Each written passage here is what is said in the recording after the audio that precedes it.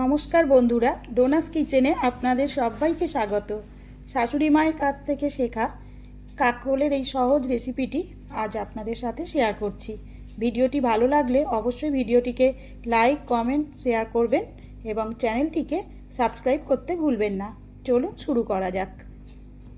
প্রথমে কড়াইতে সর্ষের তেল দিয়ে তার মধ্যে কালো জিরে ও শুকনো লঙ্কা ফোড়ন দিয়ে গোল গোল করে কেটে রাখা কাঁকরোলগুলো ভেজে নিতে হবে। একটু লালচে ভাব হলে এর মধ্যে দিয়ে দিলাম হলুদ এবং নুন। তারপর একসঙ্গে মিক্সিতে বেটে রাখা সর্ষে, পোস্ত এবং কাঁচা লঙ্কা এর মধ্যে দিয়ে দিলাম। আমি মাত্র 3টে কাঁচা লঙ্কা দিয়েছি। আপনারা আপনাদের ঝাল অনুযায়ী যে যতটা ঝাল খেতে পছন্দ করেন ততটাই দেবেন। 2-3 মিনিট নাড়াচাড়া করার পর এর মধ্যে সামান্য পরিমাণ চিনি দিয়ে দিলাম। আবার একটু নাড়াচাড়া করে নিচ্ছি, ভালোভাবে মিশিয়ে নিচ্ছি। এরপর এর মধ্যে আমি খুব অল্প পরিমাণ জল ঢেলে দেবো। এটা হতে বেশিক্ষণ সময় লাগে না, কাঁকরোল খুব সহজেই রান্না হয়ে যায়, তাই জলের পরিমাণটা বুঝেই দেবেন।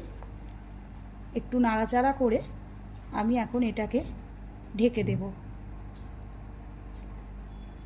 আবার কিছুক্ষণ পর তুলে নিলাম, ঢাকনাটা তুলে নিয়ে একটু নাড়াচাড়া করেই দেখবেন এটা গামাখা হয়ে যাবে।